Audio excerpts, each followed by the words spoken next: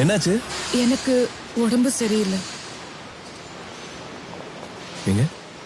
ஒண்ணும் இல்ல, கவலைப்படாத. டாக்டர் வர வைக்கிறேன். இங்கெல்லாம் வரக்கூடாது, கிளம்பு. எதுவும் சாப்பிட பிடிக்க மாட்டேங்குது. யார் அந்த சமயக்காரன்? சரியா சமைக்க சொல்லுங்க. நாளையில இருந்து எந்த ப்ராப்ளம் இருக்காது. ஃபாத்திமா அம்மா வேகமா நடக்க கூடாதுன்னு சொல்லிருக்காங்க. சரி, ஒரு 4 நாள் பொறுமையா தான் நட. எனக்கு புளியும் மாங்காயும் சாப்பிடணும் போல இருக்கு.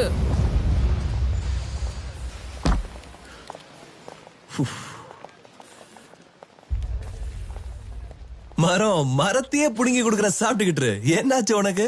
வா சாச்சா. அம்மா வர போறாங்க.